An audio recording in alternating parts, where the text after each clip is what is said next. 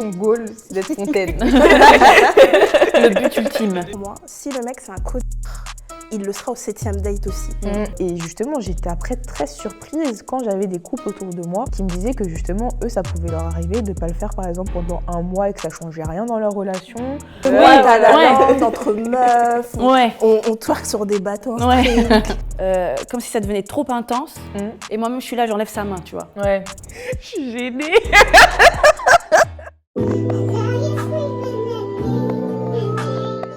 Hello, j'espère que vous allez bien. Bienvenue dans cette nouvelle saison de Entre nous, l'émission où j'invite ma communauté à venir discuter de différents sujets. Donc je suis trop contente de reprendre cette émission avec le sujet du jour qui sera basé autour de la sécurité. Donc pour ceux qui ne me connaissent pas, je m'appelle Leslie Lawson, je suis créatrice de contenu et justement à travers plein de podcasts, je vous donne plein de conseils où vous me racontez vos histoires notamment. Je fais également des lives et justement il y a souvent des petites questions, des petites histoires autour de la sécurité et je me suis dit pourquoi pas en faire une vidéo tout simplement dédiée avec des invités de qualité. Donc je vais les laisser se présenter. Mélinda, je te laisse commencer. Du coup, moi je m'appelle Mélinda, je suis créatrice de contenu sur les réseaux sociaux et j'aide principalement les femmes. Moi, c'est Soraya, je suis pas créatrice de contenu et je travaille dans la restauration, j'habite à Nantes et voilà. T'as quel âge ? 24 ans. Bonjour tout le monde, moi c'est Naya, je suis journaliste, créatrice de contenu et autrice d'un livre, j'ai 35 ans. Ok, Naya justement, tu es autrice d'un livre qui s'appelle « Vous ne baisez pas ». Est-ce que tu peux nous montrer ce livre s'il te plaît ? Il est de l'art. Il est très beau comme vous pouvez le voir. Magnifique. Franchement, voilà, je l'ai lu, j'ai adoré et justement on va l'évoquer aussi à travers cette vidéo. Alors pour détendre l'atmosphère, on va commencer par un petit jeu. Donc chacune votre tour, je vais vous énoncer plusieurs thèmes et vous allez me dire si selon vous c'est surcoté ou sous-coté. Ok. Alors on commence par un plan d'un soir. Surcoté ou sous-coté ?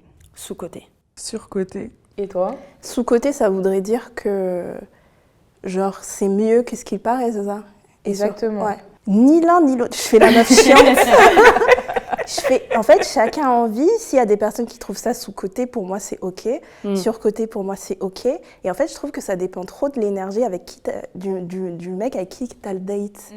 Il y a des mecs, tu te sens assez en sécurité, assez bien pour le faire au premier date. Et il y en a, tu as envie d'attendre un peu parce que c'est un peu un gars mystérieux, tu vois. Genre, tu te dis, bon, lui, ce sera au 3e, 4e. Donc, ça dépend de la personne, on va dire. Ok. Pourquoi, du coup, sous-coté pour toi ? Je rejoins le type d'énergie. Je pense aussi que si nous-mêmes, on n'a pas l'énergie de faire ça, on n'est pas le genre de meufs qui font des plans d'un soir, et ben faut pas y aller. Mais si c'est notre truc, pourquoi pas. Et puis ça dépend surtout du gars qu'on a en face de nous. S'il est plutôt cool et que ça se passe bien, qui te met à l'aise, vas-y. Ok. Et moi, surcoté, pourquoi ? Parce que par expérience, je trouve que, en tout cas, je parle pour moi personnellement, j'ai plus besoin d'une alchimie, d'une intelligence émotionnelle, etc. C'est vrai que ça m'est déjà arrivé, je pense comme tout le monde, Bien sûr. d'avoir des plans d'un soir et c'est pas forcément ce qui m'a le plus marqué, ce qui m'a le plus touchée, donc c'est pour ça que j'ai répondu surcoté. Moi, j'avoue, je te rejoins aussi sur le côté surcoté, dans le sens où, pareil, j'en ai déjà eu, et je trouve que c'est rarement bien, en fait, la première fois avec un mec. Genre, je trouve qu'il faut du temps, en fait, pour qu'on s'accorde, pour savoir ce que l'un et l'autre aiment, etc. Et franchement, je pense que ça m'est très rarement arrivé que dès la première fois, ce soit vraiment waouh, on va dire. Moi, ça m'est arrivé. Ça t'est arrivé ? Ça m'est arrivé.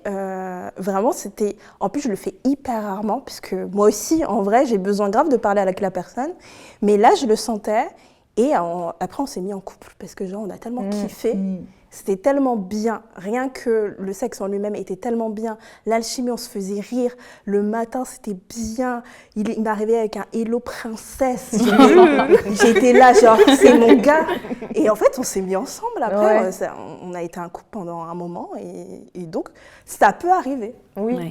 Non, après, je suis d'accord que moi aussi, je me suis déjà mis en couple après avec mes plans cul de base. Genre, je trouve que l'un n'empêche pas l'autre. Justement, la question d'après, c'est, pour vous, c'est surcoté ou sous-coté d'attendre un certain nombre de dates pour consommer ?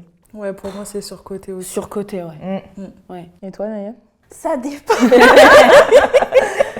Bah, en fait, je suis pas dans les méthodes de Steve Harvey, là, où il faut attendre et tout. C'était quoi, le 11e date, 12e date, 7e date, je sais plus.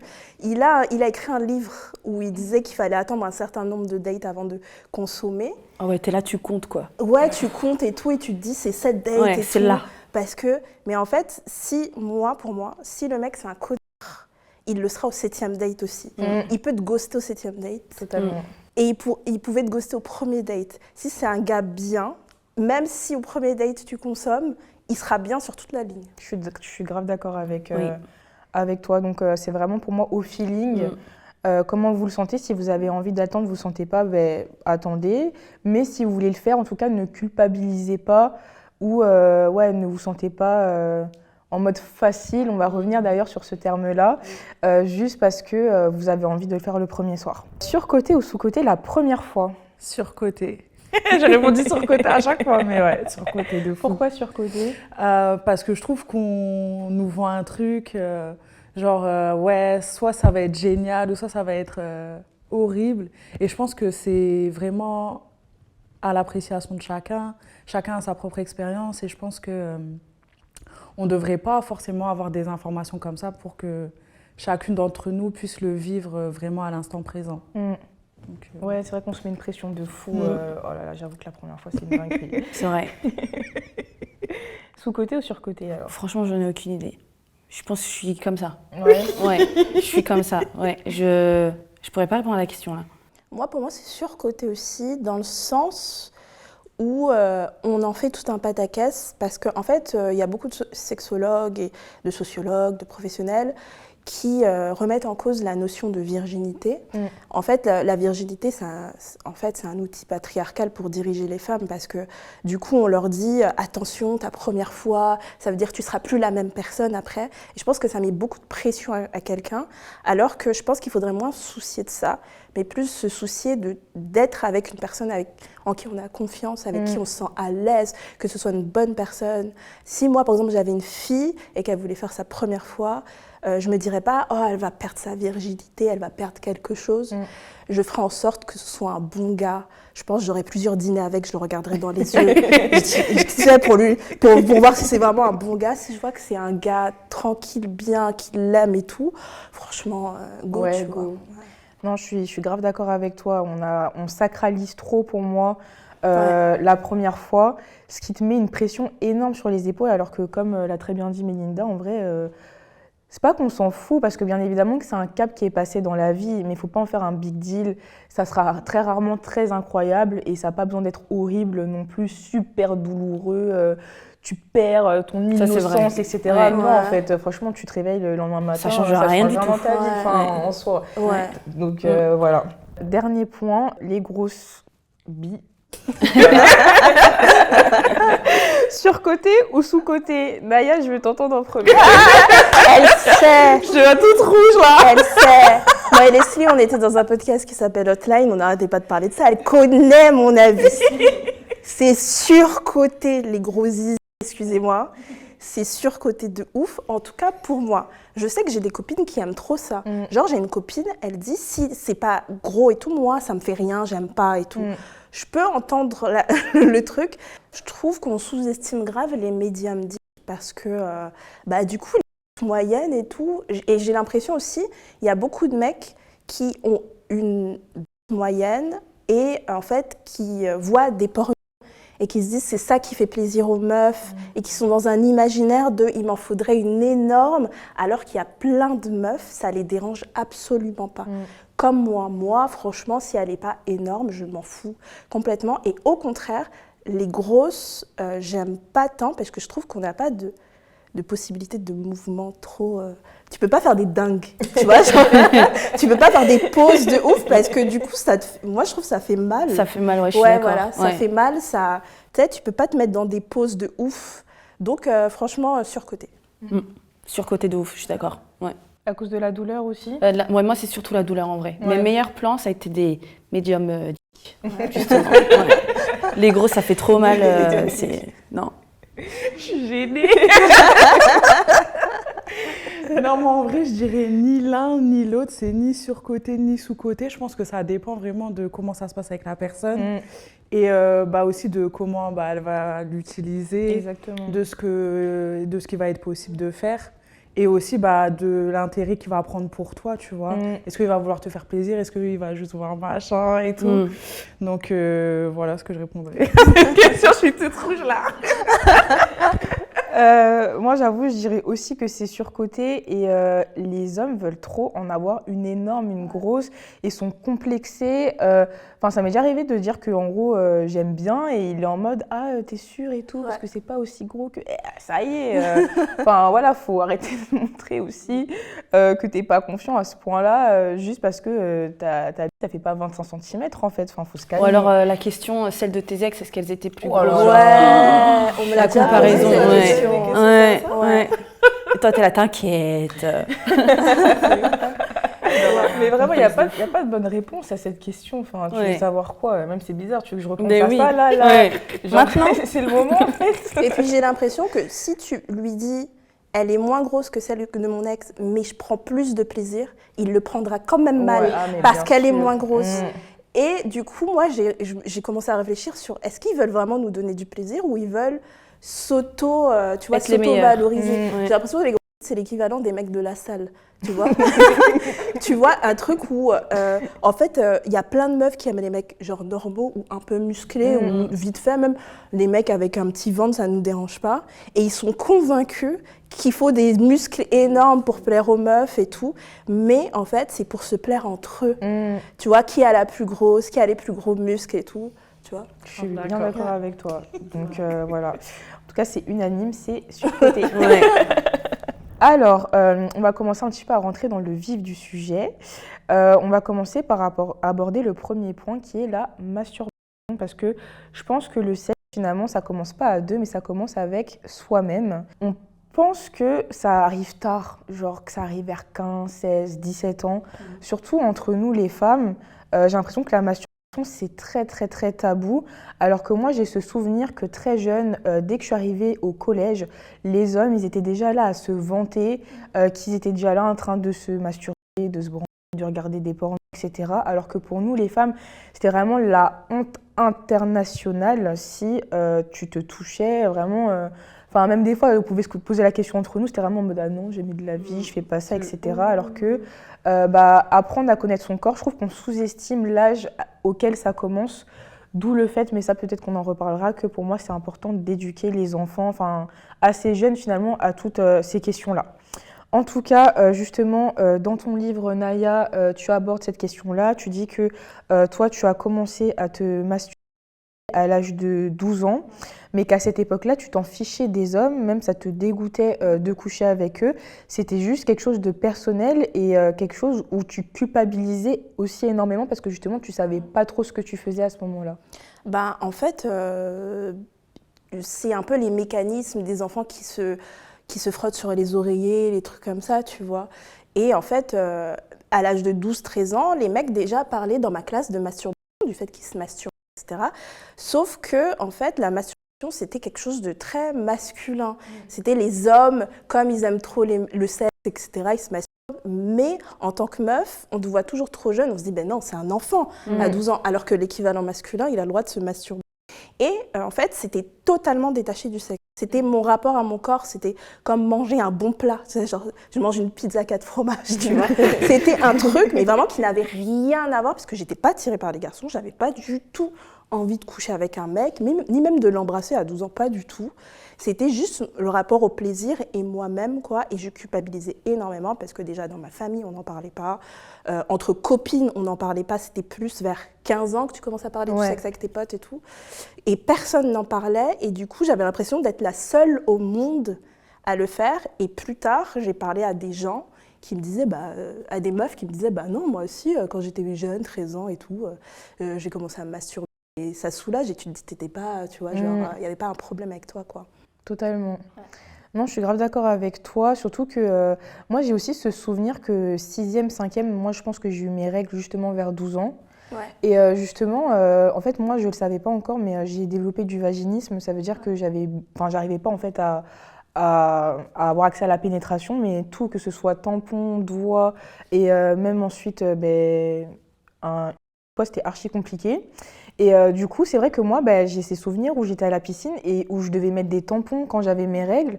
Et justement, j'y arrivais pas, je savais même pas où trouver le trou, comment faire, etc. Et justement, peut-être que le fait de savoir déjà comment mettre des doigts ou des choses comme ça, ça peut permettre de faciliter l'insertion de tampons, surtout qu'à la piscine, je me rappelle, en tout cas à l'époque, tu disais que tu avais tes règles, ils en avaient rien à faire. Enfin, c'est débrouille-toi, tu vas pas être dispensé de sport pour cette raison-là, tu vois. Et c'est limite très jeune finalement à des petites filles de 12 ans de leur demander déjà de mettre des tampons, alors que ça se trouve, elles ont même pas encore. Enfin, elle ne maîtrise pas encore toutes ces choses-là. Justement, je pense que tu as totalement le droit de commencer à découvrir ton corps à cet âge-là, comme tu as aussi le droit de ne pas vouloir avoir accès à cette zone et attendre un peu plus longtemps. Vous, si je peux me permettre, vous avez commencé à vous masturber vers quel âge? Hyper tard. Ouais. Je pense même après ma première fois. Genre avant, jamais, pas du tout, ça m'intéressait pas non plus. En plus, moi j'ai grandi qu'avec des mecs, qu'avec mon papa et mes frères. On n'en parlait jamais. Même quand j'ai eu mes règles, moi par exemple, j'ai jamais dit à mon père, jamais. On n'en parlait jamais. C'était quand même? Oui, mais quand je les ai eus, j'étais qu'est-ce que c'est? Mais du coup, quand je suis rentrée, je suis partie toute seule dans ma chambre, j'ai fait mon truc. Mon père, il a jamais su, tu vois. Du coup, franchement, compliqué, pas évident. Avec mes copines, pareil, on n'en parlait pas du tout. Au lycée non plus, ça arrivait après moi, vraiment après mes 20 ans. Et j'en ai 24, donc ça fait pas longtemps. Et encore au jour d'aujourd'hui, je le fais très rarement. Mais vraiment très rarement, je suis pas du tout à l'aise avec ça. Okay. C'est parce que t'as pas envie ou que t'es pas à l'aise? J'ai pas envie. T'as pas envie? Ouais, et je suis pas à l'aise avec le fait de le faire. Je me dis, je suis là, j'essaye, j'ai acheté un vibromasseur en plus. Mais il sert pas. Ok. Ouais, je suis pas, ça veut pas. Après, c'est ton rapport à ton corps. L'essentiel, c'est que tu sois à l'aise avec ça. Ouais. Et moi, dans mes souvenirs, ça remonte à peut-être un peu avant ma première fois, parce que moi, j'ai fait ma première fois jeune, à 16 ans.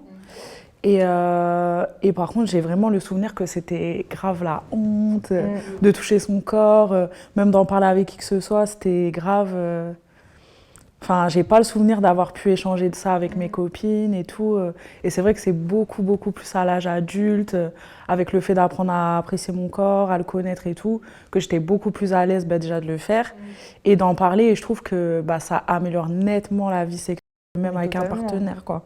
Tu apprends à te connaître, tu découvres ton corps, tu es beaucoup plus à l'aise et même tu es beaucoup plus à l'aise d'être toi-même, on va dire, avec un homme, tu vois. Donc, en tout cas, moi, c'est de ça dont j'ai le souvenir.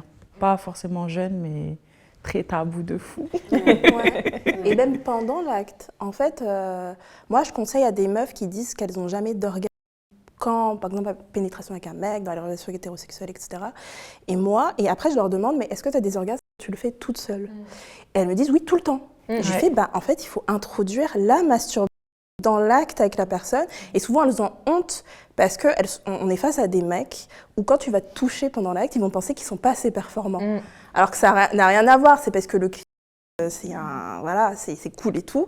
Et donc, moi, je leur conseille toujours de se masturber pendant l'acte. En plus, tu t'en parlais aussi dans ton livre, mais c'est vrai que on a, je pense, de moins en moins, mais je pense que dans la vidéo, là, les personnes qui vont regarder, il y en a qui seront toujours convaincues de ça, qu'il y a des femmes qui sont clitoridiennes et des femmes qui sont vaginales. Mais en fait, le clitoris, c'est un organe qui est à la fois externe et interne. Et du coup, c'est juste qu'il peut être stimulé de plusieurs façons. Donc à l'intérieur, au moment de la pénétration, ou de manière externe, donc directement sur le clitoris, comme on dit communément. Et c'est vrai que, comme tu l'as dit, pour moi, c'est très compliqué, après ça dépend des femmes, mais d'avoir un orgasme uniquement avec la pénétration. Enfin, c'est quasiment impossible pour moi. Impossible. Il faut vraiment une stimulation supplémentaire. Et tu peux guider ton partenaire pour le faire, mais effectivement, quand tu as appris à te masturber, au bout d'un moment, c'est toi en fait qui sais la vitesse, le sens, la manière de faire pour te faire atteindre un plaisir plus facilement. Et effectivement, je trouve qu'on devrait vraiment décomplexer les hommes par rapport à ça. Mais encore une fois, je pense parce qu'on manque beaucoup d'éducation sur la sexualité de la femme. J'ai l'impression que sur les hommes, on connaît tout, on sait tout, comment faire, etc. Même nous, limite, on se met une pression de comment bien faire le mieux possible, alors que chez les hommes, il y a beaucoup moins cet intérêt-là. Enfin, j'ai l'impression que c'est beaucoup plus centré sur eux finalement que sur nous. Et c'est pour ça que pour moi, quand on a des rapports avec qui que ce soit, il faut justement un petit peu aborder toutes ces questions-là pour que la personne en face comprenne que c'est chill. Ouais, mais et dans c'est pas un sens, il faut grave, pouvoir aussi être à l'aise avec la personne. Et je pense qu'il y a beaucoup de gens, enfin beaucoup de femmes plutôt, qui manquent d'aisance justement à aborder ce sujet-là. Parce que justement, elles ont peur d'être jugées, elles ont peur d'être ouais, elle me parle de ça et tout. Donc je pense que justement, il faudrait vraiment lever un tabou énorme sur le plaisir de la femme, parce que nous aussi, en fait, on veut prendre du plaisir, nous aussi, on mérite d'avoir des orgasmes, de prendre notre pied quand on fait quoi que ce soit avec un mec, quoi. C'est pas que eux. Enfin, je sais pas ce que vous en pensez, les filles. Ouais, t'as grave raison, parce que moi, en fait, j'ai appris, en fait, en parlant avec des gens, qu'il y a des meufs, elles parlaient jamais elles faisaient le sexe, mais elles en parlaient pas avec leurs compagnons, parce que la honte, etc. Et en fait, je me suis rendu compte que peut-être que j'avais l'air d'une folle, parce que moi, dans le lit, je suis là, genre, on dirait, j'ai un questionnaire. Ouais. Tu masturbes combien de fois par semaine? Ah, ça et tout. Ah, ça, machin. Et j'arrête pas d'en parler pour que ce soit bien, pour qu'on communique. Et même, il y a des gars qui me disaient, oh là là, avec mon ex, je suis restée 5 ans, on n'a jamais parlé. Et j'étais, mais comment est-ce possible? En 5 ans, wow. Alors que moi, c'est au bout d'une semaine, je parle. Mais t'as grave raison. Une semaine, t'es gentille. Hein. Non, mais je suis d'accord. Et puis même, on parlait des plans d'un soir au début. La vérité, les seuls plans d'un soir où j'ai pris mon pied, c'était en masturbant. En fait. Enfin, à un moment donné, il n'y a pas que toi qui vas prendre ton plaisir. Et moi, je suis là, genre, je rentre pas ma soirée, en fait. Mais est-ce que si, par exemple, t'as pas pris ton pied, tu dis au gars, j'ai pas eu d'orgasme, est-ce que vous le dites? Non. Non, parce que d'une certaine manière, t'as pas envie non plus de blesser la personne, t'as pas envie qu'elle se sente un peu... Ouais, mais est-ce qu'il le sait pas? Non, ou ils le savent pas. Oui. Voilà. Ça m'est déjà arrivé, ouais. Oui. Mais de là à simuler un orgasme, non. Non plus. Oui, je suis d'accord. Je faisais plus jeune, je simulais. L'orgasme aussi? Ouais, je simulais parce que j'avais honte de... Parce qu'en fait, on ne met pas la cause sur le fait que le mec n'a pas été performant, on va dire la meuf elle est frigide. Tu vois, on va retourner le truc. Et même il y a des gars qui vont dire oui mais toutes mes ex en fait elles ont kiffé donc c'est toi le problème. On souffle, oh non. J'avais pas envie d'être une meuf pas marrante. Ouais. Et donc je faisais genre et tout. En fait nada. Je rentrais chez moi, peut-être je me bassinais toute seule, tu vois.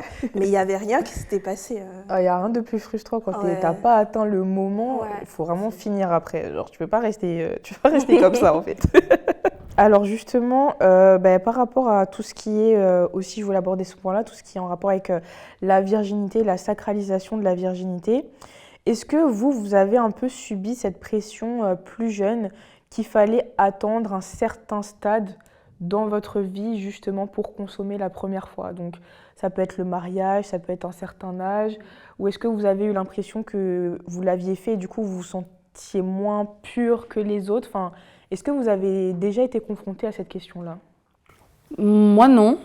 Ça a été l'inverse. Par exemple, au collège, c'était surtout « Ah, tu l'as toujours pas fait? T'es sérieuse ?» Après, au lycée, pas du tout. C'était un non-sujet. Et après, pareil, « Tu l'as toujours pas fait? Mais genre, t'as 20 ans quand même. » Ouais. Mais pas l'inverse. Ok. Jamais. Franchement, jamais. C'est vrai qu'il y a une double pression. Oui. C'est vrai qu'on... Soit tu l'as pas fait et t'es nul, soit tu l'as fait, t'es nul quand même. Ouais. Enfin, c'est ouf.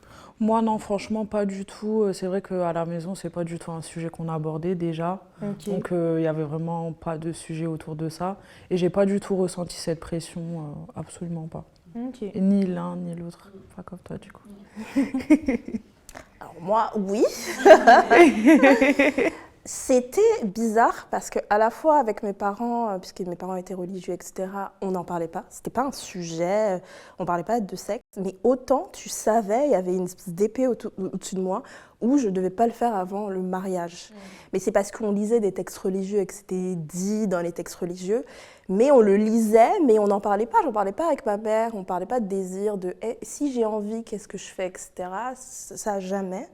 Et du coup, moi, la première fois, c'était la veille de mes 17 ans, avec un gars qui je suis restée 4 ans, mon premier grand petit copain, c'était un mec adorable, etc. Donc j'ai attendu vraiment, mais je crois qu'en vrai, je l'aurais rencontré à 15 ans, je l'aurais fait parce que je l'aimais tellement, je me sentais tellement bien, qu'en fait, je pense que j'attendais la bonne personne. J'écoutais pas tellement mes parents, en mode tu vas brûler en enfer et tout. J'attendais la bonne personne, et quand j'ai trouvé la bonne personne, bah, je l'ai fait. Ok. Moi, j'avoue que je l'ai un peu ressenti, mais bizarrement, pas dans mon foyer, dans le sens où mon père, il était psychanalyste, sexologue, etc. Donc, lui, parler du sexe, c'était comme parler du pain à la boulangerie. Enfin, voilà, quoi, c'était vraiment, voilà, il n'y avait pas de sujet. Ma mère, pareil, elle m'a toujours plus dit protège-toi, ne tombe pas enceinte. Voilà, mais pareil, elle m'a jamais mis la pression. Mais par contre, justement, moi, la pression, je l'ai plus sentie au niveau de mon entourage, des personnes avec qui je traînais, où justement, en fait, elles-mêmes, elles avaient un peu ce truc qu'il fallait attendre le mariage, ou en tout cas un certain stade. Et donc, du coup, c'est plus, en fait, dans le milieu un peu scolaire ou dans mes interactions sociales, finalement, que j'ai un peu intégré ce truc-là, que si je le faisais pas de la bonne manière, pas avec la bonne personne, pas au bon moment, bah, très vite, je pouvais être catégorisée de PUTE. Ouais. Et d'ailleurs, ça a été le cas au bout d'un moment. Vers mes 17 ans, j'ai couché avec un garçon avec qui je suis restée quelques mois. Et ma meilleure amie de l'époque qui, à ce moment-là, je sais pas, a pris ses aises et a décidé en fait de me faire une réputation de PUTE dans le lycée, etc. Parce que en fait pour elle, pourtant je l'avais déjà fait, elle le savait, mais en fait avant je l'avais fait en bonne et due forme, c'est-à-dire que j'avais attendu plusieurs mois avec mon copain avec qui je suis restée très longtemps, etc. Donc pour elle c'était plus acceptable, mais que là que je l'ai fait assez rapidement dans la relation, peut-être au bout d'une semaine de relation. En plus, on se disait tout, genre elle me disait tout ce qu'elle faisait, donc je lui disais tout aussi. Donc avec des positions un peu moins traditionnelles que d'habitude, je sais pas, là elle a pété un plomb et elle a décidé de me faire une réputation dans le lycée. Et finalement, c'est ce qu'on appelle le slut shaming. Tu l'abordes également dans ton livre et c'est marrant parce que je trouve que ça fait un peu écho à tout ce qu'on voit en ce moment avec Tana Land, justement. Ouais. Tana, qui est l'abréviation de Putana, qui est un dérivé du mot PUTE, tout simplement. Et justement, il y a un peu cette réappropriation de ce terme-là de la part des femmes. Et finalement, c'est quelque chose qu'on a déjà vu par le passé, notamment à travers le rap aussi, donc avec certaines rappeuses comme Shai, qui dit dans une de ses musiques « Je représente les filles bien, les catans. Moi-même, je suis une fille bien et une cata. » Et je me rappelle que justement, quand le son était sorti sur TikTok, il y avait plein de personnes qui faisaient des covers sur ce son-là. Et les mecs, ils étaient en mode « Ah, mais vous vous rendez pas compte, vous êtes là, vous insultez vous-même, etc. » Alors que moi, justement, j'avais déjà vu cette phrase un petit peu comme une réappropriation de ce terme-là, parce que finalement, traiter les femmes de PUTE, c'est une manière encore de garder le contrôle sur elles, de garder le contrôle sur leur sur ce qu'elles ont le droit de faire ou non avec leur corps. Et justement, c'est vrai que le truc de Tana Land, ça a fait un petit peu débat, mais je trouve que dans le fond, au final, les femmes, elles ont raison de se réapproprier certains termes comme ça, pour justement que ce ne soit plus une insulte et un petit peu annuler. C'est comme si on t'attaque et toi, en fait, tu t'annules le truc et finalement, la phrase, elle a plus de poids, elle a plus de valeur. Je pense qu'aujourd'hui, les mecs mettent Tana sous un TikTok ou sous une photo. Aujourd'hui, ça n'a plus de sens. Ouais. Justement, grâce à ce phénomène-là, je ne sais pas ce que vous en pensez. Moi, je t'avoue, le truc Tana Land, moi, j'ai pas compris grand-chose. Hein. Okay. Quand ils disent on va tout à Tana Land, du coup, ça veut dire quoi ? En fait, c'est un pays imaginaire où il n'y a que des femmes. Okay. Et du coup, des femmes qui peuvent être qui elles veulent. Si elles veulent être des je ne sais pas si j'ai le droit de dire des putes. Elles sont des etc. Et en fait, c'est pour exclure les hommes de toute capacité à nous rabaisser, à faire en sorte qu'on se sente mal. Okay. Et du coup, même moi, il y avait un truc où je parlais de littérature dans mon TikTok, il y avait Tana en dessous, et j'étais là genre, je suis honorée, merci. et maintenant, les meufs, quand on leur répond Tana, elles sont là genre, trop bien, je peux rentrer à Tana Land. Ça veut dire que je suis acceptée dans ce pays-là, et maintenant, l'insulte, elle a plus de sens. Ah ok, ça veut rien dire en fait. Tu dis, ça veut plus rien dire. Ça veut plus rien dire de base. C'était les hommes, une manière pour eux de traiter les filles de pute. sans être striké en fait par TikTok. Donc c'était une alternative. Et justement, comme elle a dit Naya, aujourd'hui les femmes elles sont en mode ah bah trop bien, trop cool et tout. Ok. Et carrément là j'ai vu il y a une vidéo de Polska tout hâtif. Je l'ai regardée. En fait, tu sais, il y a pas mal de vidéos où tu sais, t'as un jury et il y a des personnes qui passent, donc ça peut être pour des dates ou autre. Et justement, elles ont fait une sorte de jury où elles acceptent ou non les filles à Tanaland. Ok. Et du coup, franchement, la vidéo, enfin, elle est trop drôle. Enfin, en fait, c'est beaucoup de second degré, mais sur Twitter, ça a été repris en mode non, mais là, les gars, c'est n'importe quoi, c'est le multiverse, le métaverse, tout ce que tu veux, et ça part, le monde part en couille, etc. Donc, en fait, eux, tous les jours, ils peuvent nous traiter de PUTE, ça les dérange pas. Mais quand les filles en jouent, bah là, en fait, ça pose un problème, tu vois, et là, on se dirige vers la fin du monde et de l'humanité. Voilà. De toute façon, dès qu'on s'assume, ça leur pose problème. Donc, Exactement. C'est ok. clair. Et toi, Mélinda, le phénomène Bah, Tanaland? moi, je suis pour parce que justement, si les femmes peuvent se réapproprier ce terme-là et justement se sentir bien et ne plus se sentir persécutées par les hommes, moi, en tout cas, je veux bien rentrer à Tanaland. En fait, un monde sans hommes, je ne serais pas contre. Donc, franchement, je suis d'accord avec ces femmes-là. Ça me fait penser à... Ah, c'est un monde sans hommes. Ouais. Ouais. Ah non, je suis pas sûre d'être pour, hein. Mais au moins pendant un petit temps. Ouais. Tu passes Des 2 vacances, mois, quoi. 2 Ouais, mois à la ouais. lande, entre meufs. Ouais. On twerk sur des bateaux en Ouais. string. On fait la totale. Mais ça me fait penser à OnlyFans aussi, le fait qu'il y a beaucoup de mecs qui insultent OnlyFans en disant « Regardez, c'est des putes qui sont sur OnlyFans, etc. » Et alors qu'eux aimeraient en fait partager contre leur consentement des vidéos et des photos de meufs pour les traiter de putes. Regarde, c'est une pute, etc. Mais quand on le fait de nous-mêmes en disant bah regardez mon cul, j'adore mon cul, etc. Là, ça devient répréhensible, tu vois. Totalement. Dans ton livre « Vous ne baiserez pas », tu nous dis, même si c'est l'expression « femme facile » qu'on utilise couramment, par misogynie, ce sont bien les hommes qui disent rarement non au sexe. Et j'ai trouvé cette phrase tellement vraie parce que justement, ça fait écho là à tout ce qu'on a dit, au fait que constamment, c'est nous, les filles faciles, les PUTE, les TANA, etc. Alors que c'est les hommes qui sont en demande de ça de manière constante. Tu peux pas avoir une conversation tranquillement sur un petit site de rencontre sans qu'au bout du 3e message, et encore je suis gentille, le sexe soit évoqué finalement. Donc, qui sont les personnes faciles ? Ouais, je le dis, mais en fait, ça m'a toujours paru étrange, même très jeune.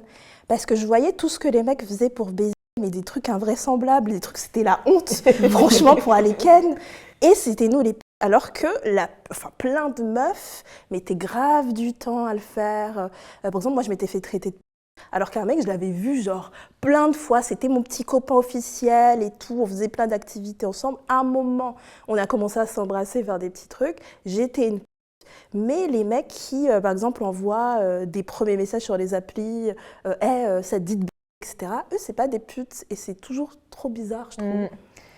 Ça me fait trop penser à... Tu sais, il y avait une musique là, de Fatal Bazooka où une fille qui fait ça, c'est une pute. Ouais, Et, elle est trop bien, j'aime trop cette chanson. Et c'est vrai que, en fait, quelque part, ça revendiquait déjà ça, mais à l'époque, en fait. Et c'est un problème qui perdure depuis et où les gens, ils veulent toujours pas libérer le truc. Donc, je trouve qu'on devient de plus en plus libéré autour de ces sujets-là, mais c'est encore très, très, très compliqué. Clairement, oui. Puis surtout quand c'est eux, par exemple sur les applications et tout, quand ils disent ça te dit ce soir, machin et tout, eux, ils sont honnêtes, ils sont francs, ils sont directs, ils savent ce qu'ils veulent. Mais nous, quand on le dit, ah mais t'es sérieuse comme ça, direct et tout. Ouais. Enfin, tu veux pas qu'on aille boire un verre, genre bizarrement c'est eux qui le disent, tu vois. Mais quand c'est nous, oh mais c'est bon, viens, on y va et tout. Enfin, ils ont le droit eux de s'assumer, de dire d'assumer ce qu'ils veulent faire. Mais nous, faut qu'on y aille doucement, quoi. Mais c'est pour ça que les meufs qui, par exemple, il y a des meufs, elles ont juste envie de coucher et tout, très bien, etc. Et en fait, il y en a beaucoup qui disent que du coup, elles ont plus de mal que si elles n'étaient pas trop consentantes au début. Parce qu'il y a beaucoup de mecs, ce qu'ils veulent, c'est convaincre une meuf. Ouais. C'est pas une meuf qui veut Ouais. direct. Et quand il y a une meuf qui dit, bah vas-y, j'ai envie de coucher, etc., t'en as plein qui sont là, genre, oh, c'est pas marrant, je veux pas. Ouais, Tu ouais. vois. Alors que si la meuf, elle est là, genre, non, moi, je veux du sérieux, je veux pas, je veux manger avec toi et tout. Et qu'au bout d'un moment, je sais pas, 4e date, il réussit à la convaincre, là, il est Il l'a eu, trop quoi. content. Ouais. Il a Ah, réussi à parce qu'ils veulent l'avoir. avoir un pouvoir sur nous. Ouais, voilà. Ils veulent avoir le dessus sur nous et puis qu'on ne puisse pas prendre nos propres décisions. Alors que, comme tu l'as si bien dit, il y a des femmes aussi qui veulent juste avoir des relations légères et puis on a totalement le droit en fait. Clairement. Et pour rebondir sur le truc des sites de rencontres, tu as tout dit parce que même aujourd'hui, c'est tellement difficile de trouver un homme, même juste pour, comme elle a dit, aller manger ou faire un truc. Non, tout de suite, et peu importe le site, j'en ai déjà fait plusieurs, je sais pas pour vous les filles. Ouais. Et c'est toujours focalisé sur ça, quoi. Le mec, il a juste vu tes photos, ça y est, il se dit, ah, elle est trop belle et tout. Et tout de suite, il veut consommer, tu vois. Alors Toujours que- les mêmes accroches. Malgré que dans ton profil, tu vas dire non, je recherche mon partenaire de vie et tout. C'est indécent et je trouve que c'est épuisant et Ouais. démoralisant même parfois, tu vois. Ouais. Tu y es encore, parce que moi, je suis partie. Non, c'est bon, j'ai laissé ma chérie. J'ai laissé, j'ai trop laissé. J'ai laissé là. Mais justement, Naya, tu as évoqué le consentement et justement, moi, la question que je voulais vous poser, c'est que si vous êtes déjà retrouvés dans cette fameuse position où tu n'as pas forcément envie de consommer directement avec la personne et justement, le mec insiste, fait tout, trouve des stratagèmes, te dit non mais t'inquiète, j'ai envie de faire ça avec toi, mais c'est pas pour arriver à cette fin-là, c'est vraiment juste pour qu'on chill, etc. Juste pour essayer de te convaincre et de te travailler au maximum jusqu'à ce que tu cèdes à ça. Ça vous parle ou pas? Ouais, moi, mais plus quand j'étais jeune, parce que Pareil, maintenant, quand dès j'étais qu'il y a un jeune. move, Mm. je le bloque. Ouais. Surtout les gars. Alors là, ça me dégoûte. Les gars, tu parles tranquille. En plus, ils sont bêtes parce que je me dis, ces gars, j'aurais fini pour coucher avec s'ils étaient un peu patients. Mais c'est des gars, tu parles avec, et tu dis, bon, je vais me doucher, je reviens. Et ils disent, je peux venir. Tu vois des trucs. Ah non, mais ça, c'est bloqué direct. Un mec qui essaye d'une stratégie pour que je vienne chez lui, je le bloque. En fait, pour moi, en fait, c'est devenu tellement excusez-moi, des porcs des fois, Ouais. que en fait, je suis dans un truc tout le temps de réflexion de est-ce qu'il me parle de cul là? Parce que s'il me parle de cul, c'est non. Alors que des fois, j'ai grave envie. Je suis là, genre, wow, il est trop beau, je vais trop enlever ma culotte, etc. Mais il faut qu'il soit neutre. Si c'est pas neutre au début, j'y vais pas. Ouais. Non, je vois de fou. Ouais.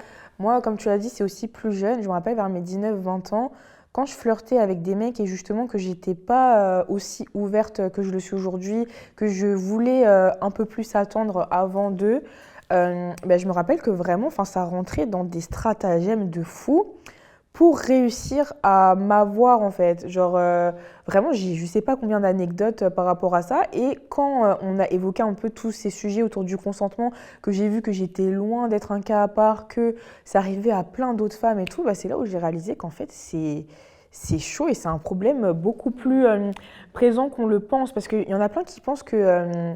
oui, les femmes qui, même quand ça va trop loin, qui subissent certaines choses, on va souvent leur dire « Non, mais c'est ta faute, t'as mal choisi, tu t'es pas allé vers un mec qui est gentil, qui est carré avec toi, etc. » Alors qu'il y en a plein qui, justement, font semblant au début, qui vont même des fois utiliser la religion, qui vont utiliser... plein de choses pour te faire genre non mais moi j'attends, moi justement c'est ce que j'aime, les filles qui sont comme ci, comme ça, tout ça pour atteindre leur but et quand tu arrives des fois un petit peu au fait accompli, t'es là en mode en vrai je suis bête, genre tu te sens bête, t'as pas envie de casser l'ambiance, etc. Donc des fois tu fais des choses juste parce que en fait tu te rends compte au final que tu t'es un peu fait manipuler pour en arriver à ce point-là. Et moi je sais que ça m'a tellement saoulée au bout d'un moment que je me suis limite mis dans le truc inverse à me dire c'est mieux, je couche le plus vite possible, comme ça au moins ça c'est passé. Genre, ça c'est passé, si on continue de se parler, je sais que la personne elle est vraiment là pour moi et si la personne elle me ghost ou autre, au moins voilà, tu vois.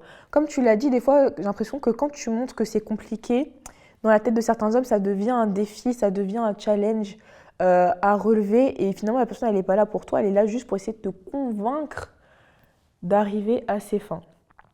Et je trouve que ça introduit bien le fait que il faut savoir qu'en France, une femme sur deux a déjà subi une violence sexuelle. Même plus d'une femme sur deux, car c'est 53%. Et plus de 6 jeunes femmes sur 10 ont déjà été victimes de harcèlement ou d'agression sexuelle au moins une fois dans leur vie. Moi, je sais que, vraiment, je pense, allez, le premier mec qui a dû m'aborder dans la rue, je devais avoir 13 ans. Ah ouais. C'est ouf. Et j'ai presque l'impression que ça m'arrivait plus quand j'étais jeune que maintenant. Et je disais 13 ans, mais le gars n'avait pas 13 ans aussi. Hein, et voilà, il est bien majeur. Hein. Donc, je sais pas si vous aussi, tout ce qui est un petit peu harcèlement de rue, vous l'avez subi. Enfin, un peu cet attrait des hommes, souvent plus âgés, vers vous. Non, moi pas tant. Ah ouais? Non, franchement, non. Harcèlement de... Ouais. Non, ouais, franchement. Après, peut-être que... Enfin, je pense pas faire très femme, entre guillemets, tu vois. Bah, Donc, ça veut pas femme non dire, plus. ouais. Oui, mais... Ouais, déjà, oui. Ouais. Mais non, franchement, le harcèlement de rue, moi, je l'ai pas... Ouais. Non, Dieu merci. Mais... Dieu merci, vraiment. Ouais. Mais du coup, non. Ouais. Genre, tu rentres chez toi le soir Non, j'ai peur, je Ok, flippe. d'accord. Je flippe vraiment. Genre, je fais bien attention. Mais c'est déjà arrivé qu'on m'aborde, mais je laisse vraiment pas le temps d'écouter la suite, tu vois. Donc, je sais pas si le gars venait peut-être juste pour me poser une question ou autre, tu vois, peut-être pas. Peut-être que je suis naïve là, mais non, je laisse pas le temps, je trace. Je fais genre, Ok. j'ai pas entendu, je trace. Ok. Ah, moi, ça m'arrive constamment, malheureusement. Encore aujourd'hui? Ouais, et beaucoup plus déjà depuis que je vis en Île-de-France. Ça m'arrive très très régulièrement. Et justement, je suis obligée de mettre un masque quand je sors à l'extérieur parce que je veux paraître la fille fermée, inabordable. Parce que je sais que dans mon énergie, je suis quand même quelqu'un d'assez souriant, solaire. Et là, justement, j'ai pas envie qu'on m'aborde. Et pour autant, ça m'est déjà arrivé, même quand je suis près de chez moi, qu'on me suive, qu'on me dise mais si, tu vas me donner ton numéro, si, et ça, c'est tout. abusé. Enfin, c'est vraiment insistant, malgré que tu dis non, malgré que j'ai mes écouteurs et que je veux calculer personne, je veux juste aller d'un point A à un point B, tu vois.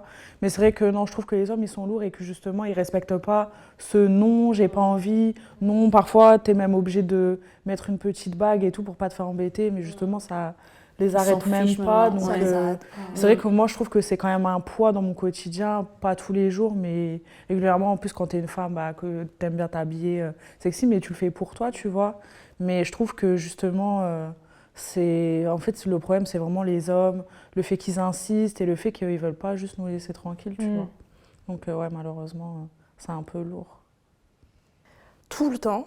Franchement, c'est insupportable. Ils insistent quand tu dis que tu as quelqu'un. Ils disent ça ne me dérange pas. Il saura Moi, jamais. je peux partager des trucs, tu peux dire ce que tu veux, c'est relou. Et du coup, en fait, j'avais fait une story où j'avais dit il y avait un truc qui marche, parce que je teste des trucs pour qu'ils me laissent tranquille. Il faut dire un truc genre excuse-moi, là, je vais chier. Et en disant ça, en fait, ça les dégoûte tellement. Je vous jure qu'ils partent. Ils s'en vont. Ils sont là, ils s'en vont. Et j'étais là, genre, j'ai trouvé le truc ultime parce que j'avais tout dit. Je peux pas. Je suis en couple. Ça m'intéresse pas. Je suis enceinte. Tout. Il restait toujours à attraper ma veste. Des fois, il y en a qui te suivent. Je me rappelle, il y avait un mec dans le métro. Je vois qu'il me regarde. Et en fait, en fait tu sais, même en diagonale, quand un mec te regarde. Donc, je me mets un peu plus loin. Le gars, je vois, il se rapproche, il se met dans une place. Il a fait toute la ligne, et je ne sais pas s'il habitait vraiment là, parce que quand je suis sortie, je vois qu'il vient vers moi et tout, je fais une esquive et tout, je pars dans l'autre sens, et je me suis dit, ça se trouve. Et en fait, je le vois rentrer dans le métro. Le gars avait fait toute la ligne, histoire de venir me suivre. Et moi, ça me terrifie, les mecs qui me regardent dans le métro, ça me fait trop peur. Mais un truc que j'ai remarqué, c'est que quand je suis allée à Madrid, le harcèlement de rue, il n'y en avait pas. Et je me suis dit, en fait, je sortais en mini-jupe et tout le soir, et genre quasiment personne ne m'embêtait. Et au bout de, je sais pas, du 4e, 5e jour, j'entends hey, tout machin. Et je me suis dit, ah, c'était trop beau pour être vrai. Et en fait, c'était un Français. Bah ouais, et je me suis dit, mais les Français, mais vraiment, c'est un peu étonnée. Ouais. Je suis d'accord, moi aussi. Quand même, j'ai fait plusieurs villes, que ce soit en Europe ou même dans le monde. Et c'est quand même très présent en France. Ouais, hein. c'est beaucoup en France. Ouais. Par exemple, à Londres, j'y étais. ça a jamais été, surtout aussi insistant, aussi, tu Ouais. vois, en fait, les gens comprennent quand tu dis non. Ouais. Parce que justement, aujourd'hui, il y a beaucoup d'hommes qui vont dire oui, mais du coup, maintenant, on n'ose plus vous aborder, on a peur, etc. À cause justement de tout ça, on n'a pas envie qu'on nous mélange, tout ça, tout ça. Mais en vrai, ce qui est vraiment pesant, c'est à quel point je pense qu'ils ne se rendent pas compte qu'il y en a qui insistent ou aussi qui nous dérangent à un moment où c'est hyper malvenu ou je sais pas, ça m'est déjà arrivé, par exemple, je rentre chez moi la nuit justement avec mes écouteurs et le mec il surgit d'à côté de Ouais. moi, j'ai un sursaut pas possible, je le regarde, je suis terrorisée, il me dit ah non mais tranquille et tout, c'est juste que voilà, je voulais te demander et tout et je suis en mode mais C'est pas le moment. c'est pas le moment en fait. Tu Ça vois. fait peur. Ça fait peur, ça fait ouais. super peur. C'est terrifiant. Mm. Alors j'ai une petite question, selon vous, les jeunes aujourd'hui couchent plus ou moins qu'avant? Oh waouh. Plus. Les jeunes, Ouais, les jeunes. Plus. on est pas dedans. Si on est dedans, je dirais les moins de 30 ans. On est dedans, je suis pas dedans. on est vieilles ou pas? Oh waouh. Même les Français de manière générale. Ah, moi j'ai vu un truc passer sur Insta où c'était écrit moins. Ah Genre ouais. ouais. Si vraiment, c'était un moment, mais moi j'irais plus, hein, oui. Tu dirais plus? Ouais. Moi, je dirais que ça n'a pas beaucoup changé. En fait, on a l'impression de plus. Pourquoi? Parce qu'il y a beaucoup de séries, de films où on voit des jeunes en train de le faire. Il y a beaucoup de comptes Insta où des meufs parlent du fait qu'elles le font, etc. C'est plus devenu tabou. Mm. Et en fait, je pense qu'avant, les gens le faisaient en cachette, soum, mais de la même fréquence que maintenant. Et je pense que ça n'a pas énormément évolué. Eh bien, justement, ça a plutôt baissé. Ok. Donc, selon l'IFOP, plus d'un quart des 18-24 ans donc, qui ont déjà eu des rapports admettent ne pas avoir eu de rapport sexuel en un an. Donc, quand même 30%, contre seulement 5% en 2006. Ok. Et ils disent la raison? Alors, on a François Cros sur France Inter qui a dit que pour lui, avant, les Français pensaient qu'il fallait avoir un rapport sexuel 2 à 3 fois par semaine. Aujourd'hui, la notion de sobriété, qui est assez générale, se traduit aussi en matière de sexualité. Et effectivement, je voulais aussi aborder le point de la libido. Aujourd'hui, on se rend compte qu'en fait, finalement, dans beaucoup de couples, la libido, c'est un truc qui, au début, est assez intense, donc c'est-à-dire le désir de l'autre. Et finalement, ça finit un petit peu par s'estomper. Et même après, quand on va répondre à vos questions, il y a beaucoup de filles qui me parlent de ça, que justement, dans leur couple, ça peut leur arriver des fois de ne pas le faire pendant même un mois. Est-ce que c'est grave? Comment est-ce qu'elles pourraient de nouveau pimenter leur vie? Alors que, justement, aujourd'hui, je pense qu'il y a plein de gens qui se rendent compte que, en fait, quand tu es en couple, chacun se gère, mais il y a plein de couples, il faut vraiment normaliser ça, où le sexe n'est pas si fréquent que ça, en fait. Je sais pas si ça vous est déjà arrivé déjà de rester longtemps en couple, et si vous avez gardé la même intensité de rapport sexuel que vous aviez au début, tout le long de la relation, ou si ça finit par s'estomper. Moi je suis jamais restée très longtemps en couple. Ok. Jamais. Mais la différence, elle est là quand même, je trouve. Même si ça fait que quelques mois, je trouve que ça se voit. J'ai eu une relation avant celle que j'ai maintenant, même si on n'est plus ensemble, mais on continue d'avoir des relations. Celle d'avant, au début, peut-être le premier mois, génial. Et après, plus du tout. Ah, plus du tout. Plus du tout. J'ai plus l'envie. Plus l'envie. Et après, je me suis rendu compte que c'était plus l'envie de lui. Ah, ok. Ouais, donc c'est méchant, mais ouais, c'était plus, j'avais plus du tout envie. Alors que maintenant, avec le partenaire que j'ai maintenant, ça fait depuis presque un an qu'on couche ensemble et qu'on voit, enfin moi je vois que lui, il voit que moi, et ça bouge pas. Tu vois. L'envie, la libido, elle est toujours là. Et tu sais, qu'est-ce qui faisait que tu n'avais plus envie de lui? C'est son comportement vis-à-vis de toi? C'est la dynamique de la relation? Ou non, tout se passait bien, juste ça, tu n'avais pas envie de le faire? Ça se passait bien de mon côté. Ok. Enfin, moi, j'avais l'impression que ça se passait bien. Mais j'avais pas envie. Du coup, après, je pense aussi que je me suis rendu compte que je n'avais pas de sentiments amoureux. Mais des fois, ça m'empêche pas forcément de de Ken, mais là, j'avais pas envie, quoi. Ok. Vraiment, zéro. Bah, moi, c'est pareil, j'ai jamais eu de très très longue relation, on va dire 1 an et demi maximum. Bah, ça va quand même. Et ouais, c'est pas une dinguerie, tu vois. Mais c'est vrai que moi, je dirais que ça dépend avec les personnes et ça dépend aussi de la dynamique de la semaine, comment ça se passe aussi entre vous, est-ce que ça se passe bien et tout.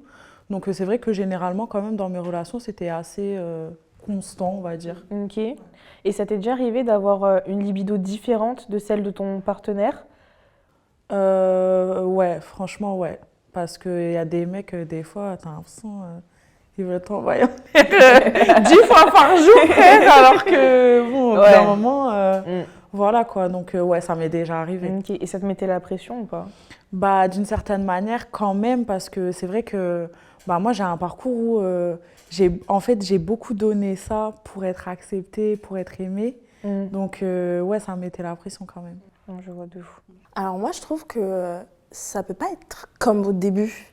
Au début, tu rencontres la personne, tu la trouves genre fantastique. T'as tout le temps envie d'être tout nu avec cette personne. Genre, pourquoi on a nos vêtements là? Tu vois, t'es dans cette énergie. Les premières semaines, c'est normal d'être à fond et tout. Et après, ça devient un peu normal, genre un rythme de croisière, quoi.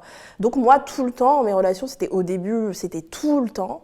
Et après, c'était un rythme, on va dire, plus raisonnable. Mais j'ai jamais été dans un truc où il y avait plus de libido, on n'avait plus envie. Ok. J'ai toujours été dans un rythme moins fréquent et j'ai déjà été avec un mec où on n'avait pas la même libido. C'est-à-dire que pour moi, tous les jours, c'est trop. Moi, j'ai pas envie de le faire tous les jours. Et en fait, tellement en fait, c'était trop et au début, je me forçais que en fait mon corps me disait que c'était trop. C'est-à-dire que j'avais plein de soucis de santé, etc. Tu vois, genre parce que mon corps il me disait en fait t'as pas envie de le faire. Donc il m'a envoyé des voilà exactement. Je vois très bien. Et au bout d'un moment, j'ai commencé à lui dire, en fait, je veux pas le faire tous les matins quand je me réveille. Et en plus, je trouve ça plus excitant de le faire que quelques fois par semaine. Genre 2-3 fois par semaine. Pendant 2 jours, tu l'as pas fait, t'as trop envie de retrouver le corps de l'autre et tout. Alors que là, c'est comme si tu prenais un petit déj, tu vois. Genre, exactement ça. Il n'y a plus la même excitation, etc. Et quand je lui avais dit, il a dit, pourtant, mes ex, elle le faisait tout le temps. J'adore réveiller ce sentiment. On est vraiment fatigués. Et donc, quand il m'avait dit ça, je me suis dit vraiment, il est relou ce gars et tout. Mais il était relou sur toute la ligne, vraiment. Et ouais, voilà. J'ai exactement la même expérience que toi. Pareil, j'étais dans une relation où tous les soirs, chaque fois que je rentrais dans le lit, je savais que la personne, elle attendait ça de moi. Et comme tu as dit, il n'y a plus rien d'excitant, il n'y a plus rien de surprenant. On dirait c'est ce que tu dois faire après t'être brossé les dents en fait. Genre, c'est la corvée du soir limite, il y a beaucoup moins de plaisir. Alors que je trouve ça beaucoup mieux quand justement déjà ça peut se faire à d'autres moments qu'à un moment spécifique, pas forcément à la fin de ta journée quand t'es fatigué, quand t'es KO. Et comme t'as dit justement cette pression aussi du coup que tu ressens de ton partenaire. Enfin moi j'ai déjà eu des mecs qui me boudent parce que pour eux genre on le fait pas assez en fait tu vois. Et pour cette personne-là notamment, c'était vraiment tous les jours, voire dans l'idéal, 2 fois par jour, ça aurait été genre parfait, tu vois. Et je trouve que c'est une dinguerie de mettre autant la pression à quelqu'un, d'être là à bouder.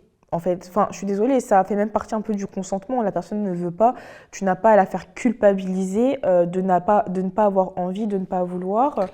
Et justement, j'étais après très surprise quand j'avais des couples autour de moi qui me disaient que justement, eux, ça pouvait leur arriver de ne pas le faire, par exemple, pendant 1 mois et que ça ne changeait rien dans leur relation. Exact. Ou que des fois, ils le faisaient 1 fois par semaine et tout. Et j'étais en mode, mais wesh, en fait, il n'y a que moi qui subit ça. Mais même moi, je finissais par être choquée quand j'entendais non, mais nous, ça fait 2 semaines qu'on l'a pas fait. Mais j'étais, mais. Mais grave! Ouais. Grave! Et justement, je sais qu'après, quand je me suis mise dans d'autres relations, j'étais étonnée que le mec ne veuille pas autant de moi que cette personne-là. J'étais en mode, mais du coup, c'est qu'il m'aime pas pareil, il a moins de désir, il me voit pas en 4DX comme ça pouvait être le cas ça remet trop de choses en question alors qu'on n'est pas censé se poser ces questions. Exactement. Mais c'est vrai que moi, et puis même du coup, à chaque fois, ça m'est déjà arrivé même de demander et tout à mon mec, mais enfin pour toi, c'est quoi le rythme idéal et tout ça? Il me dit, bah, je sais pas, il n'y a pas de rythme idéal, on fait quand on veut, quoi, mais il n'y a pas de pression à se mettre et tout. Et je te jure, j'étais là en mode, mais... En fait, on a tellement cette vision des hommes qui ont tout le temps envie, alors que des fois, quand on entend les témoignages, tu as même certaines femmes dans leur relation où elles ont même plus envie que leur mec. Genre, j'ai l'impression qu'il y a cette pression autour des hommes que même pour être un homme, il faut avoir envie tout le temps, alors que...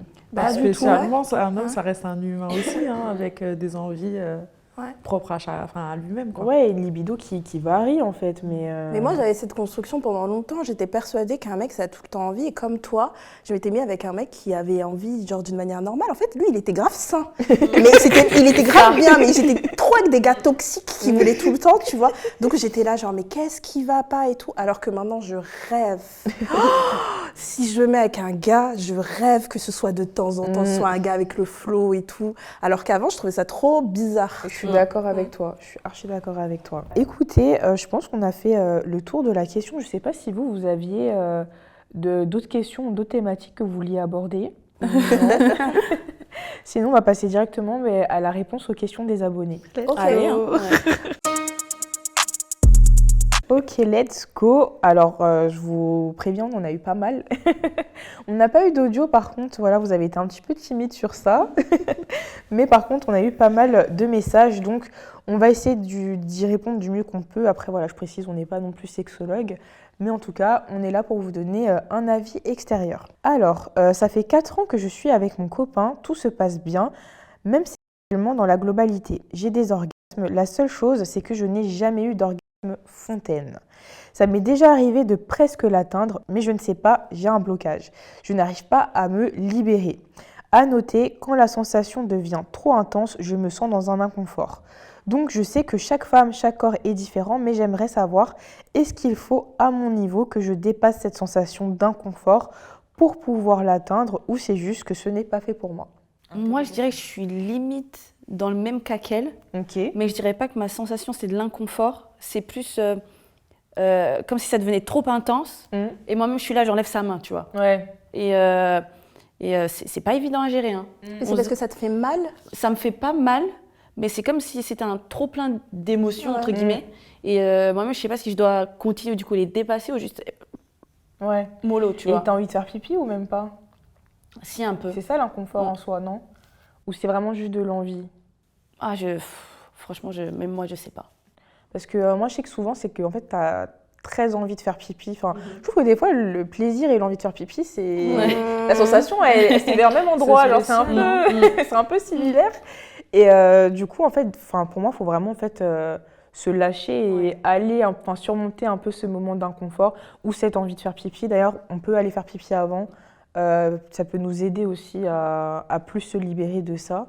Mais en tout cas, pour moi, il faut dépasser justement cet inconfort. Parce que c'est un peu une barrière aussi psychologique que tu te mets, où tu as l'impression que tu ne peux pas dépasser ce niveau-là, où tu sais pas, en fait, c'est un lâcher-prise.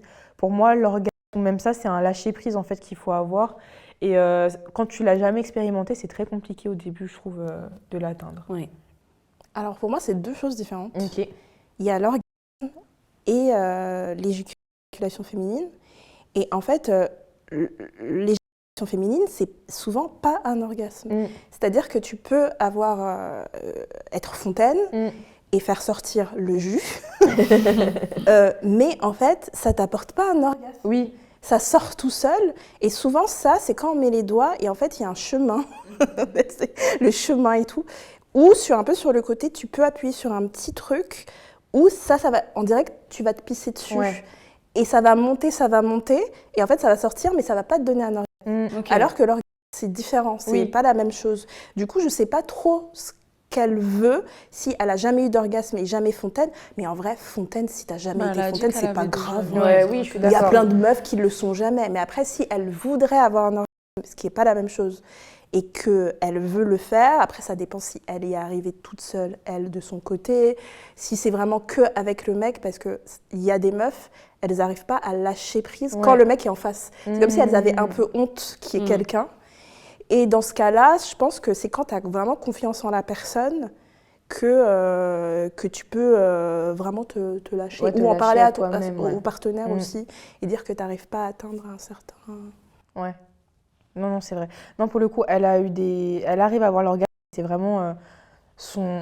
son goal, c'est d'être fontaine. Le but ultime. Le but Ouais. ultime. Ça, franchement, je lui conseille d'avoir un mec patient qui a un peu fait l'archéologue, qui va et qui touche l'endroit et qu'elle lui dise oui, plus à droite, plus à gauche.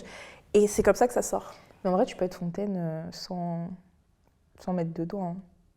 Enfin, moi, Vas-y. Hein. Moi, j'ai jamais réussi ça, moi. Bon, en tout cas, moi, Bon, je sais que- félicitations. Juste avec la pénétration, tu veux dire? Non, mais juste en me touchant le clito. De genre. l'extérieur? Ouais. Waouh! Comme tu le dis, c'est bien, j'ai une chatte facile. Mais en tout cas, pour moi, je pense que oui, effectivement, ce point-là, ça peut faciliter. Mais en tout cas, moi, je sais que Oh.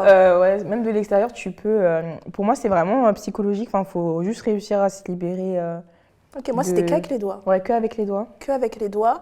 Et c'était différent de l'orgasme. Pour moi, c'était deux Oui, trucs non, pas par contre, c'est pareils. différent. Ouais. Mais par contre, je crois toi, tu as déjà dit que ça te faisait pas de plaisir plus que ça. Ouais.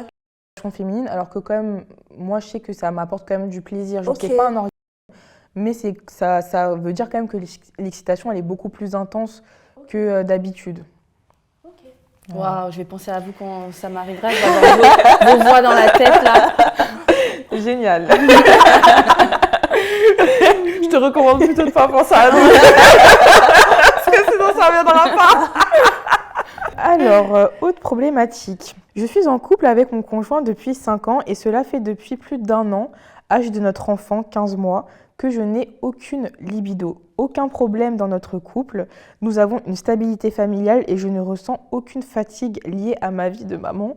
J'ai consulté une sexologue qui m'a conseillé de ne pas culpabiliser car nombreuses nous sommes, mais rien ne change et cela frustre mon partenaire.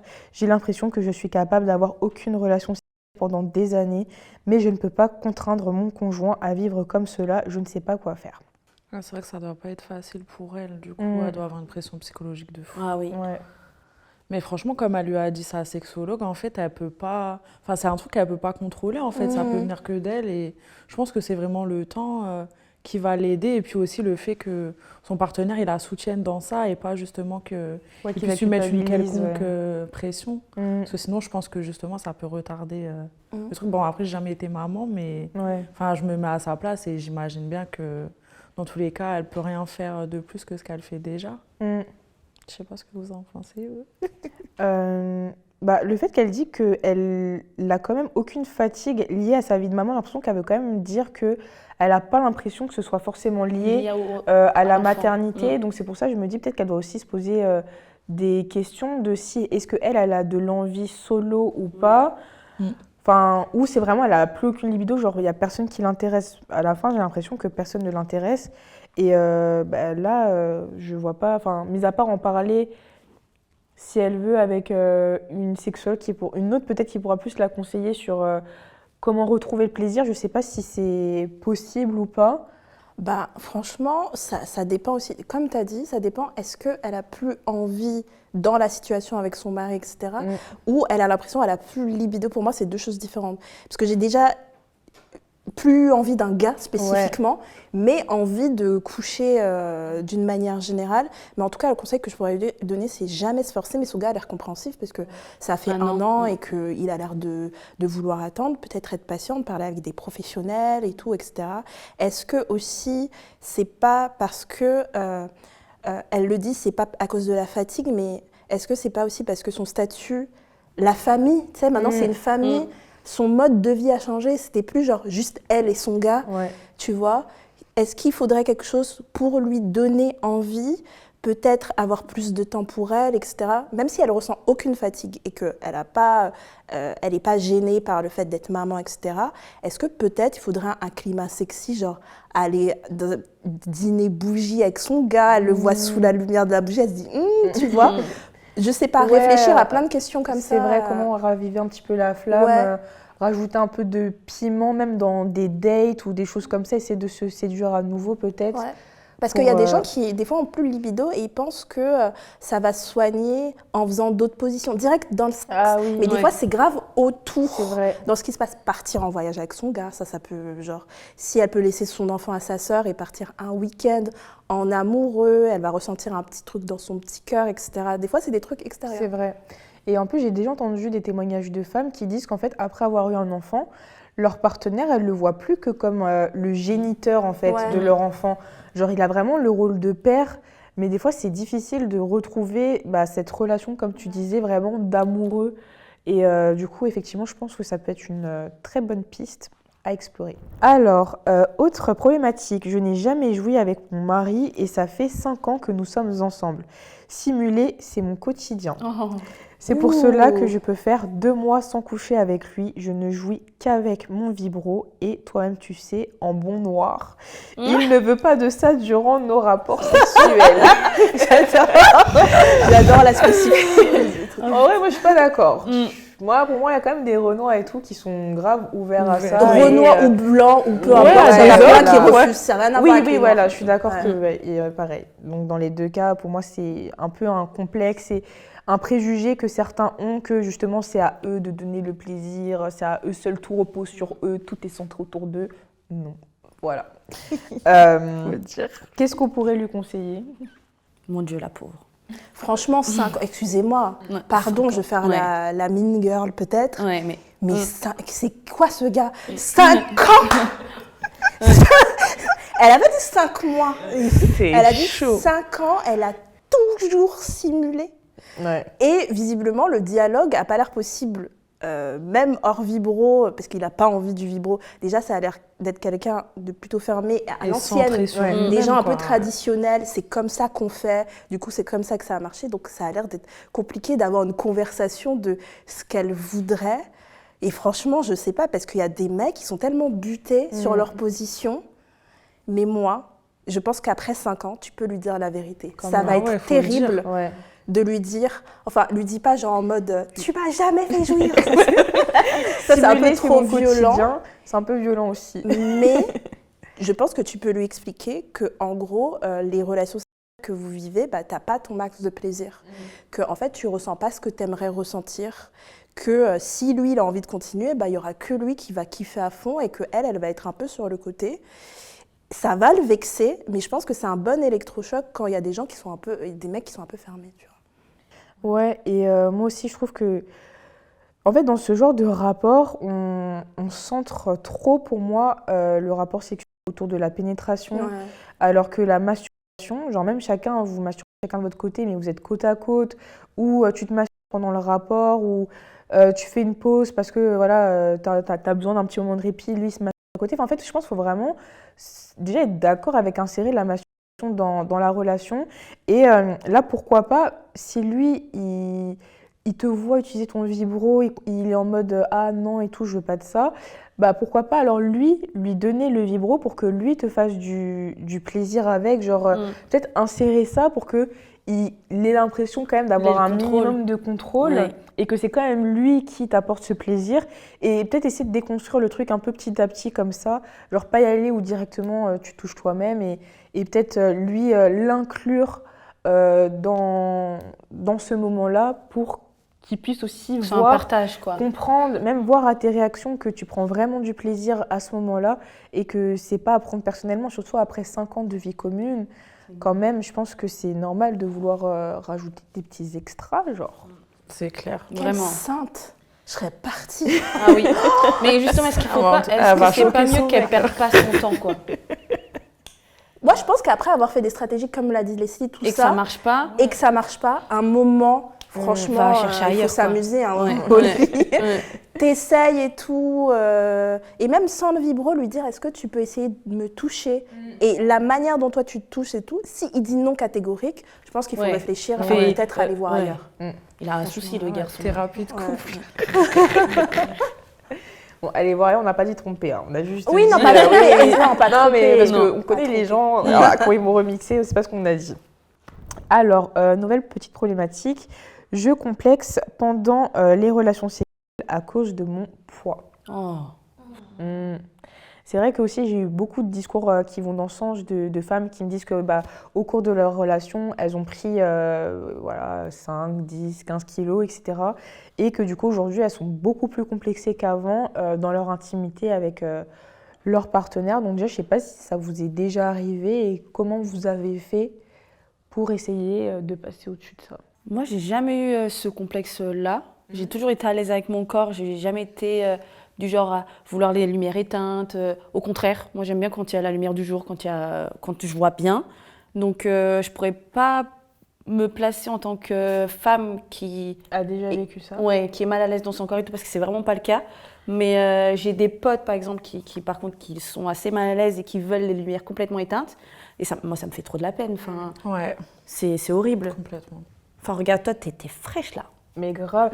Enfin, surtout que si ton conjoint te désire à partir de ce moment-là, après, je sais que c'est aussi le rapport à soi, le rapport à son corps, ça peut être compliqué. Des fois, toi-même, quand tu regardes dans le miroir, Ouais. tu n'apprécies pas ce que tu vois. Mais je pense qu'il faut garder en tête que la beauté, c'est tellement subjectif que même si toi, dans l'instant T, tu te sens pas à ton prime, tu te sens pas hyper fraîche, dis-toi que ton partenaire, lui, il voit pas les défauts que toi tu vois. Au contraire, il y a même plein d'hommes, quand leur femme prend du poids, ils sont super contents, ils aiment ça. Donc, je pense que si ton partenaire, quand même, tu ressens toujours ce désir à travers ses yeux, essaye plus de te focaliser sur ça, sur le fait que lui, il apprécie te voir comme ça, plutôt que sur toi, être focalisé sur ton mal-être à ce moment-là, en tout cas.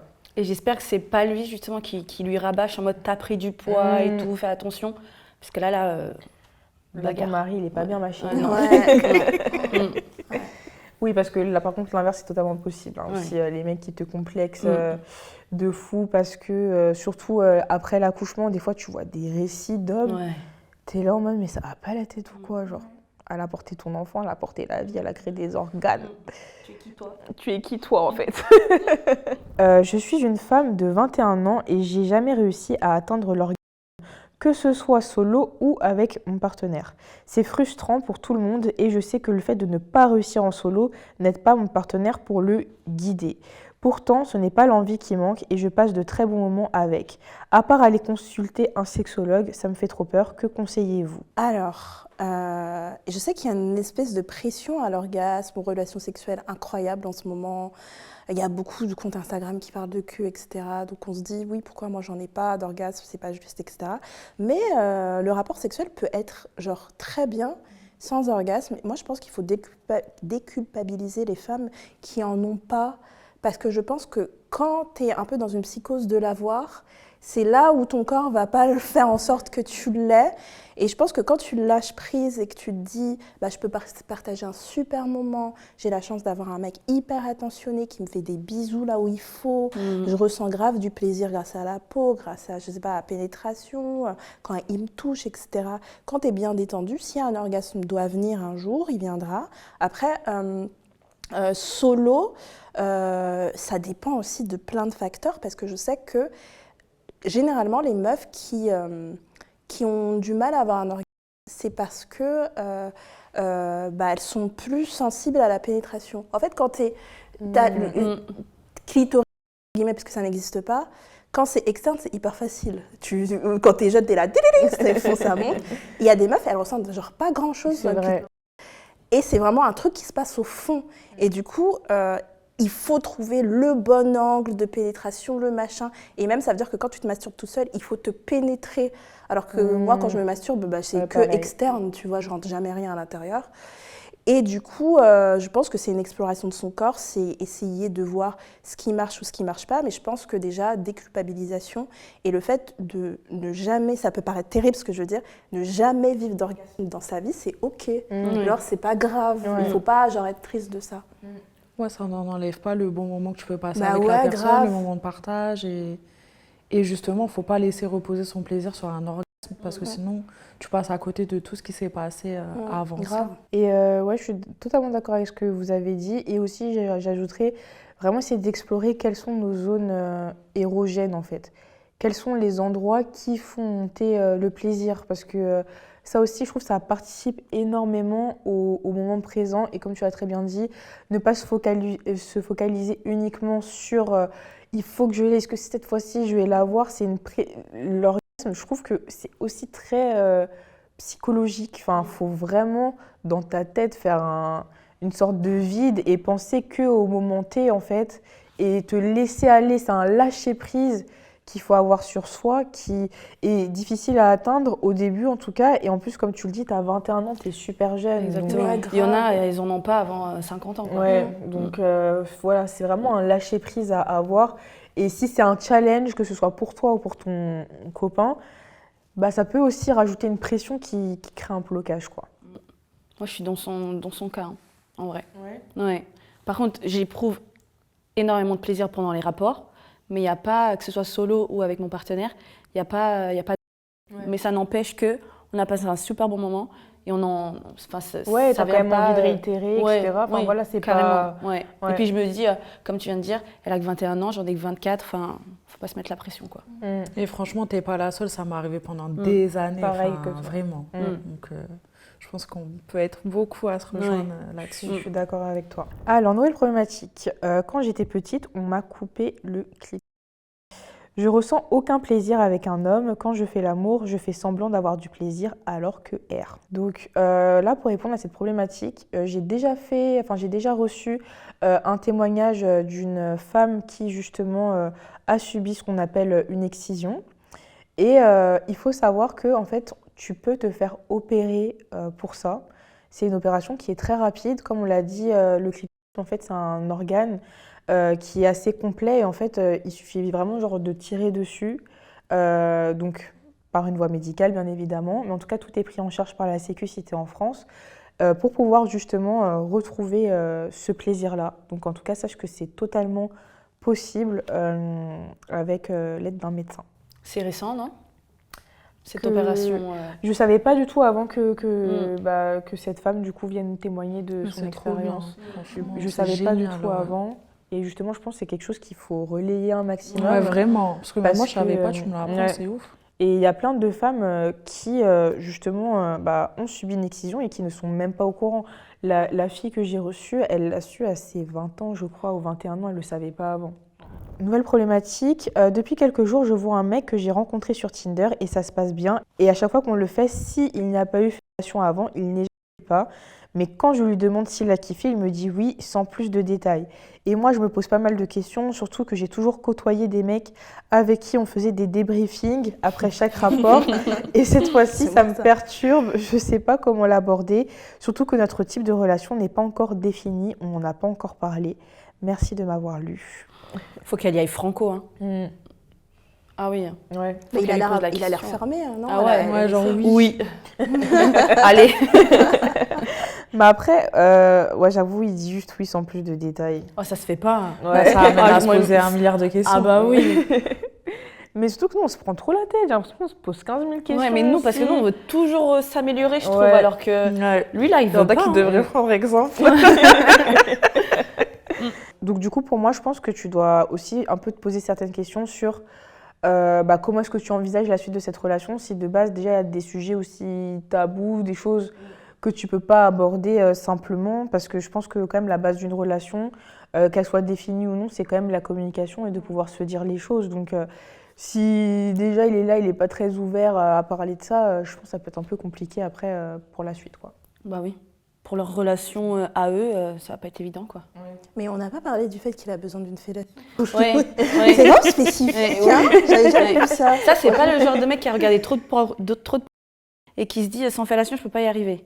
Ou qui s'est fait une peut-être matrix. Ouais, il a besoin d'un schéma déroulé ouais, précis, ouais. quoi. vraiment précis. Et je pense qu'il a honte d'en parler. Du fait de dire oui, j'ai besoin d'une fellation avant, que ça se passe comme ci, comme ça. Sinon, j'arrive pas à jouer. Et Bah, du prive-lui coup, de sa fellation, tu vas voir. Bah justement, je pense que quand elle le fait pas, elle remarque qu'il jouit jamais en fait. Ah, et c'est là qu'il devient bizarre. Ouais, voilà, c'est ça. Un enfant, quoi. Ouais. Mais après, franchement, t'as un mec, t'arrives pas au bout, bon, et puis finis-toi en vrai de vrai. Enfin, je vois pas. Après, lui, c'est pas plein. Ça se trouve que lui, Oui, il c'est kiffe. vrai, c'est vrai. En fait, ça se trouve que son oui, En fait, c'est genre, ouais, j'ai Ouais, grave ça trop. c'est. Mais il veut faire la mystérieux, genre. Ouais. Ça trouve que lui, il a aucun souci Ouais, avec c'est ça. vrai que- Mais il c'est faudrait elle qu'il qui le se fait... qu'ils le disent aussi, parce que Mm. oui, c'est pas assez. Et du coup, je pense qu'après un oui, il faudrait lui dire, bah en fait, bah moi, je me pose plein de questions, etc. Je voudrais juste savoir comment tu fonctionnes, etc. Peut-être en poussant, il va peut-être un peu plus parler. Peut-être qu'elle dise qu'elle a l'habitude, elle, d'en débriefer Oui.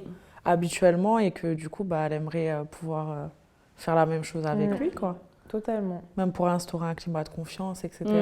C'est important. Bah, merci beaucoup les filles d'avoir été mes invitées aujourd'hui pour ce sujet. J'ai trop Merci à kiffé toi. Merci à toi. cet épisode, franchement. C'était trop C'était bien. trop cool, ouais. C'était trop cool, Ouais. ouais. J'espère que bah, vous aussi, vous aurez appris plein de choses à travers cette vidéo et que vous avez apprécié passer ce moment avec nous. Donc, vous pouvez retrouver les épisodes à la fois sur les plateformes de streaming audio et aussi sur YouTube. Et vous pouvez retrouver également nos invités sur leurs différents réseaux sociaux. Vous avez tous les liens en barre d'infos. Je vous fais plein de bisous. À la prochaine vidéo. Bye. Bye. I love you, girl. Follow me, follow. Come to me now, follow. Sweet Belinda, follow.